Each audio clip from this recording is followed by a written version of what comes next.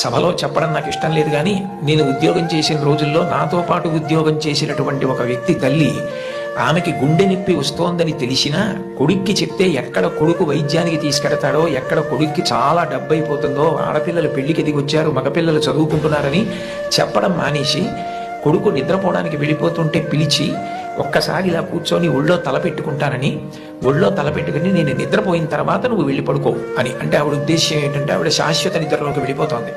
ఆ కొడుకు ఒళ్ళో తలపెట్టుకుని పడుకుంటే కొంతసేపటికి తల్లి కదలటం లేదని వాడు కదిపి చూస్తే తల్లి శరీర త్యాగం చేసేసింది. ఆ తర్వాత తెలిసింది, తన భార్య చెప్పింది, కొంచెం గుండెల్లో నొప్పిగా ఉందమ్మా, బరువు పని చేయలేకపోతున్నాను, కానీ వాడికి మాత్రం నువ్వు చెప్పకు సుమా అని ఒట్టేయించుకుందట కోడలతో. అది తల్లి అంటే. అమ్మ లాంటి వ్యక్తి జీవితంలో ఇక దొరకదు. జీవితంలో అన్నిటికన్నా పెద్ద నేరం ఏమిటంటే అమ్మకి చెప్పలేము అన్న పని మనం చేయడమే. ఏ పని మనం చేస్తామో అది అమ్మకి చెప్పగలగాలి. మీరు ఏ పని చెయ్యండి, ఇది అమ్మకి నేను చెప్పలేను అన్న పని మీరు జీవితంలో ఎప్పుడూ చెయ్యకూడదు. భగవంతుడెంతో అమ్మ అంతే. మీరు మహాత్ములైన వారి ఎవరి జీవిత చరిత్ర పరిశీలించండి. అమ్మకి నమస్కారం చెయ్యకుండా, అమ్మ గొప్పతనం చెప్పకుండా లేరు. ఈ రాష్ట్ర